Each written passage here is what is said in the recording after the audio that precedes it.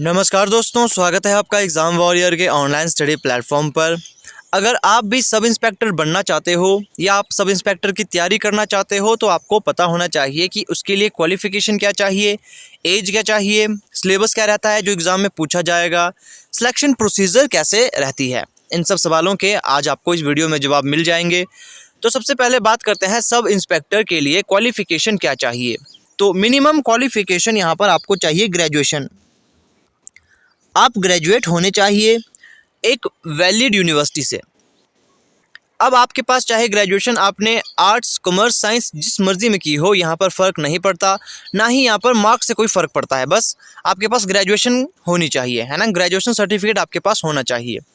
As की बात की जाए, अब इस बार एज में परिवर्तन आएगा या नहीं, क्या एज में रिलैक्सेशन दी जाएगी, इन सब सवालों के आपको जवाब तभी मिल पाएंगे जब ऑफिशियल साइट आएगी। लेकिन अगर 2019 में जो एसआई के एग्ज़ाम पूछे गए थे तो उसमें जो एज रही थी वो मैं आपको बता देता हूँ। जनरल के लिए 21 से 26 वर्ष के बीच में, ये जनरल कैटेगरी के वाले में है ना।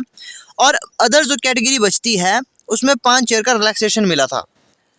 5 ईयर का रिलैक्सेशन उनको मिलता है, प्लस आपने यहाँ पर 5 ईयर कर देना है।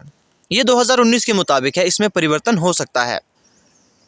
अब अगर बात की जाए यहाँ पर सिलेबस क्या रहेगा, ये मैं आपको आगे बता दूंगा। सिलेक्शन प्रोसीजर कैसे होता है,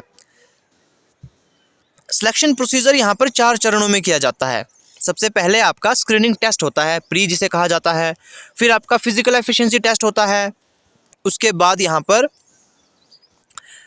सब्जेक्टिव टेस्ट होता है जिसमें जनरल इंग्लिश और जनरल हिंदी से क्वेश्चन पूछे जाते हैं। आपको यहाँ पर राइटिंग, ऐसे राइटिंग वगैरह करनी होती है। और जो चौथा प्रोसीजर है वो है आपका डॉक्यूमेंटेशन का। अब इस बार यहाँ पर डॉक्यूमेंटेशन में भी बदलाव आएंगे या नहीं, जैसे कि किस डॉक्यूमेंट में आपको मार्क्स मिलेंगे, क्या इस बार HPSI का एग्ज़ाम भी 200 क्वेश्चन का पूछा जाएगा, मतलब 100 मार्क्स का एग्ज़ाम होगा। इन सब सवालों के जवाब आपको तभी मिल पाएंगे जब एक ऑफिशियली नोटिफिकेशन आती है, क्योंकि अब काफ़ी जल्द HPSI की वैकेंसीज आने वाली है। तो जैसे ही वैकेंसीज आउट होगी मैं आपको हर एक चीज़ बता दूंगा। लेकिन फिलहाल आप यहाँ पर बेसिक चीज़ें जान लीजिए। जो आप अगर तैयारी करना चाहते हो तो बेसिक जो एलिमेंट्स होते हैं ये तो बात की बात होती है। जो चीज़ मैं आपको बता रहा हूँ वो बात की बात है। पहले आपको जिन चीज़ों पर ज़्यादा ध्यान देना होगा वो चीज़ें मैं आपको आज बता रहा हूँ। ऑफिशियली नोटिफिकेशन जैसे ही आएगी आपको बता दूंगा, तो चैनल को सब्सक्राइब ज़रूर कर लें। नोटिफिकेशन बेल ऑन ज़रूर करनी है ताकि अपडेट जब भी दूँ आपको पता लग सके। अब बात करते हैं सबसे पहले चरण की, जो कि है स्क्रीनिंग टेस्ट, जिसे प्री भी कहा जाता है। ये आपका क्वालिफाइंग नेचर का रहता है। इसमें सिर्फ आपने एग्ज़ाम क्वालिफाई करना होता है।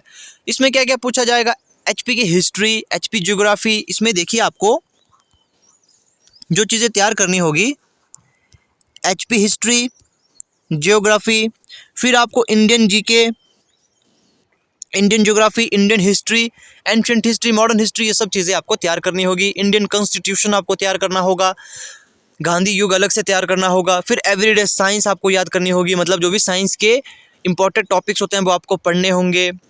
Current affair, social science, logic, मतलब रीजनिंग और मैथ भी यहाँ पर पूछा जाता है। हल्के क्वेश्चन यहाँ पर रीजनिंग और मैथ के भी आते हैं। तो ये सब चीज़ें आपको प्री में पूछी जाएगी। जैसे ही नोटिफिकेशन आउट होती है HI के लिए भी यहाँ पर फ्री ऑफ कॉस्ट आपको कोचिंग क्लासेस प्रोवाइड करवा दी जाएगी, और जो भी PDF होगी वो भी आपको यहाँ पर उपलब्ध करवाई जाएगी।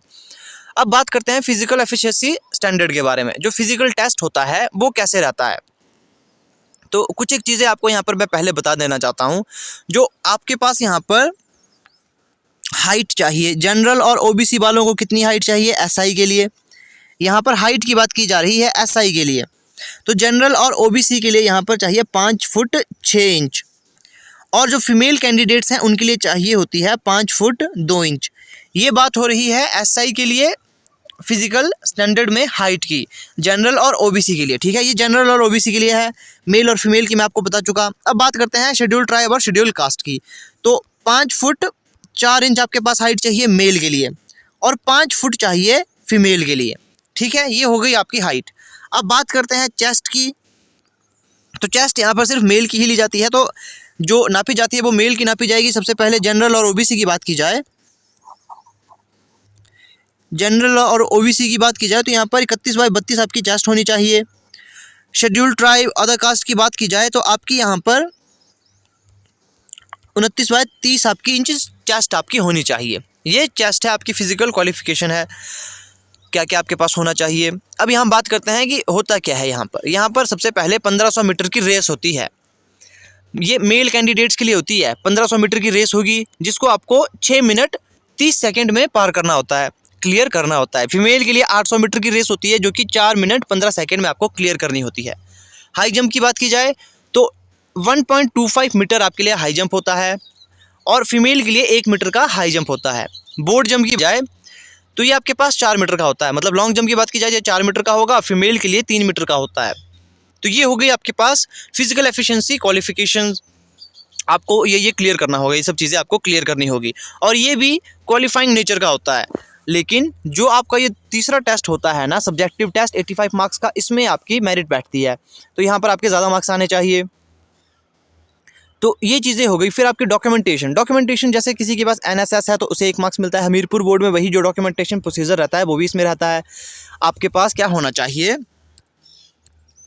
आपके पास सबसे पहले जो आपके मार्क्स मिलेंगे, जो 2.5 मार्क्स मिलते हैं, वो मिलते हैं आपके परसेंटेज बेस्ड पे। तो ये यहाँ पर आपको आप देखिए ये ग्रेजुएशन बेस पे है, तो यहाँ पर ग्रेजुएशन के मार्क्स यहाँ पर जोड़े जाएंगे। जितने परसेंट आपके होंगे उतने से आप यहाँ पर इसे डिवाइड करोगे। जैसे कि मान लो आपके 50% है तो 50 गुणा 0.25, इस तरह से आपके यहाँ पर इसे गुणा किया जाता है।